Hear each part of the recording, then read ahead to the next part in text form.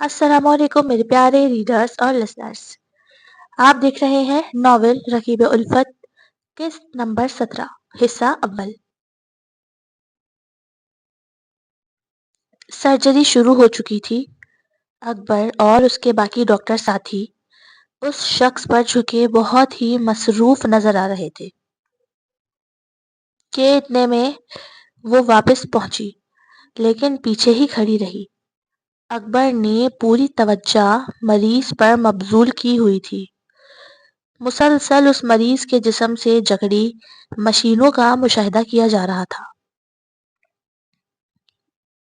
اکبر اس شخص کا دل چیر چکا تھا. پھر دھیرے دھیرے جیسے وقت گزرتا رہا، وہ ڈاکٹرز اپنے کام کو تکمیل تک پہنچاتے رہے. آخر کار آپریشن مکمل ہو گیا. تقریباً 4 گھنٹے لگے، لیکن اب اوپری زخم کی سلائی کی جا رہی تھی.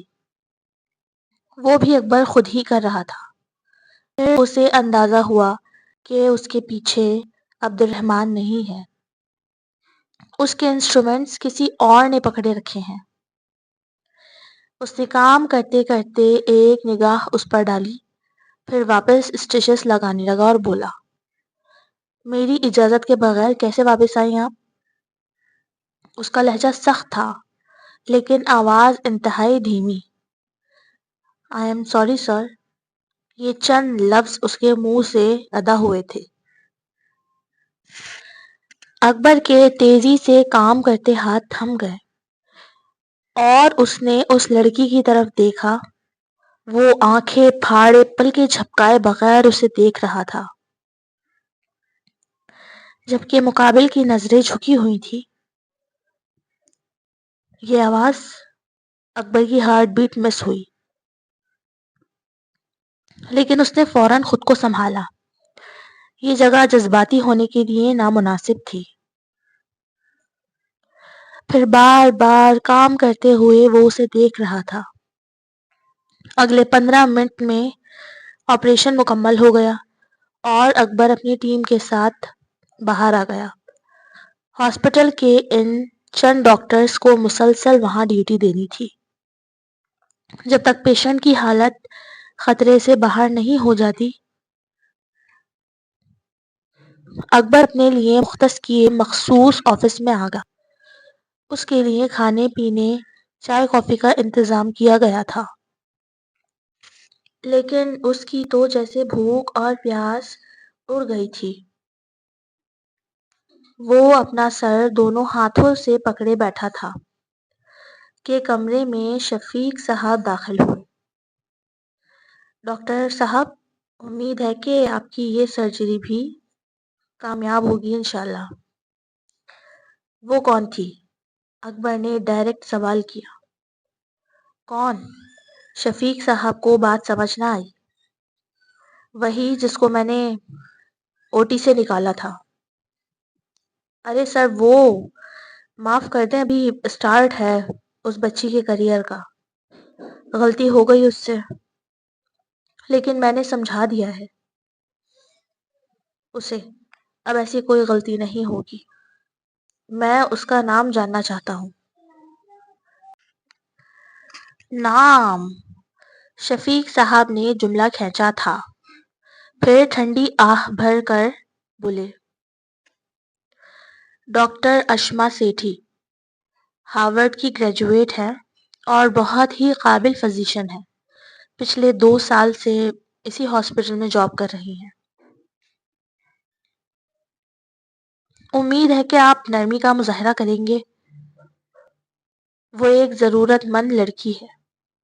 اگر آپ نے کوئی کارروائی کی اس کے خلاف اور اس کا لائسنس کینسل ہوا تو اس کی لائف میں بہت پرابلمز آ سکتی ہیں.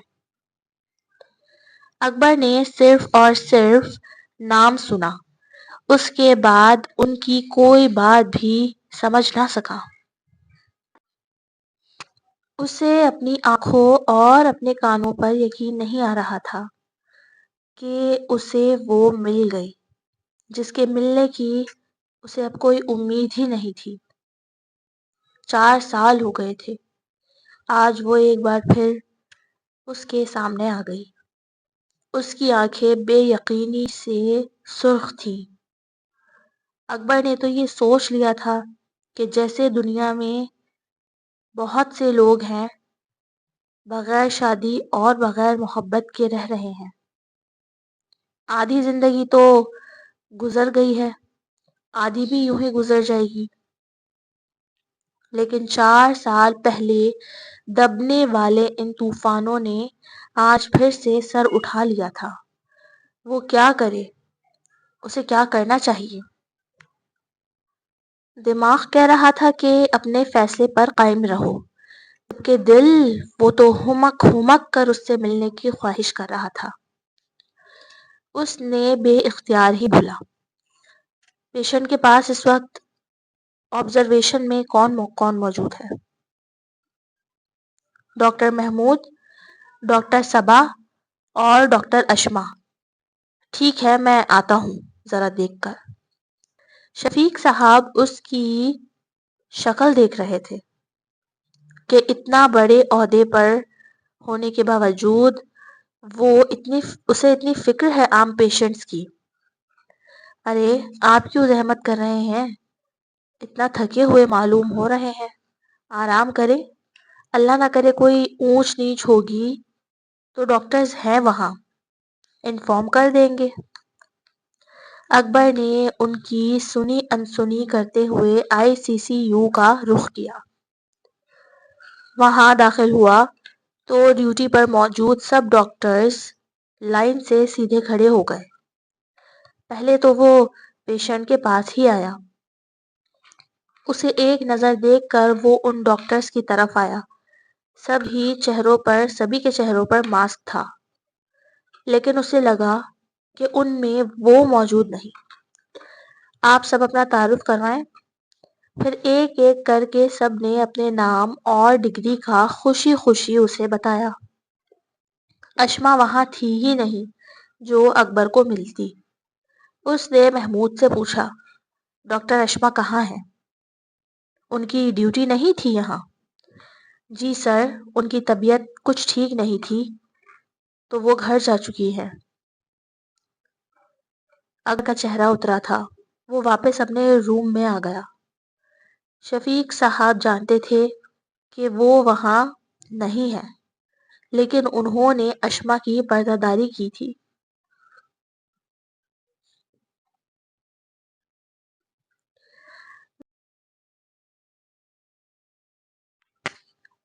میری پیاری سی موم، کیا باہر پینڈیمک آیا ہوا ہے جو آپ 2 دن سے گھر میں ہیں؟ ایک انتہائی ذہین اور تیز زبان والا 3.5 سالہ بچہ اپنی ماں پر کھلے طنز کر رہا تھا، کیونکہ وہ چھٹی کرنا تو دور کی بات کبھی ہاف ڈے بھی نہیں لیتی تھی، اور آج اسے 2 دن ہو چکے تھے چھٹی کر کے گھر میں بیٹھے، تو اس بچے کو بڑی ہی تشویش ہو رہی تھی۔ میری مرضی ہے، تم سے پوچھ کر کروں گی کیا چھٹی؟ میں تمہاری ماں ہوں، تم میرے باپ نہیں ہو۔ اس نے رومان کو جھڑکا، اور ایک جملہ جو اس نے زیر لب دہرایا وہ یہ کہ زبان تو بالکل دادی پر گئی ہے۔ ارے میری پیاری سی موم، آپ تو ناراض ہی ہو گئی۔ میں تو بس یہ کہہ رہا تھا کہ اب چھٹی پر ہیں تو کہیں گھما کر ہی لے آئیں۔ رومان نے ماں کے پیروں میں جھولتے ہوئے مسکا لگایا۔ اشما اپنے بیٹے کی بات پر مسکرا اٹھی۔ وہی تو تھا جس کی وجہ سے اس کی زندگی میں بہاریں تھی۔ اکبر اور اشما کا بیٹا سید رومان اکبر خانزادہ۔ اشما نے ہاسپٹل سے 2 دن کی سک لیو لے لی تھی آرام کی غرض سے، تاکہ اس کا اکبر سے سامنا نہ ہو۔ 2 دن بعد اکبر کو ویسے بھی چلے جانا تھا۔ وہ ہاسپٹل میں اپنے دوستوں سے رابطے میں تھی۔ آپریشن کامیاب ہو گیا تھا، پیشنٹ کو ہوش بھی آ گیا تھا، اور اکبر اور اس کی ٹیم بھی واپس جا چکے تھے۔ آج 3 دن بعد وہ واپس اپنے کام پر آئی تھی۔ آج اس کی OPD بھی تھی تو سب سے ملتی ملاتی اپنے کیبن میں پہنچی اور اپنا ڈاکٹرز گاؤن پہن کر اسکارف کھول کر بالوں کا جوڑا بنانے لگی۔ کمر سے ایک بالش نیچے جھولتے خوبصورت بال۔ اس کے دروازے کی طرف پیٹھ تھی کہ کوئی اس کے کیبن میں بغیر اجازت داخل ہوا۔ اس نے مڑ کر نہ دیکھا کیونکہ نورین نرس کو اس نے بلوایا تھا۔ اسے لگا یقیناً وہی ہوگی۔ نرس بتائیے کتنی اپائنٹمنٹس ہیں آج؟ وہ مگن سی بال باندھتے ہوئے پوچھنے لگی، یہ جانے بغیر کہ پیچھے کون کھڑا ہے۔ ایپیسوڈ 17 اس نیکسٹ پارٹ بھی جلدی آ رہا ہے۔ اللہ حافظ۔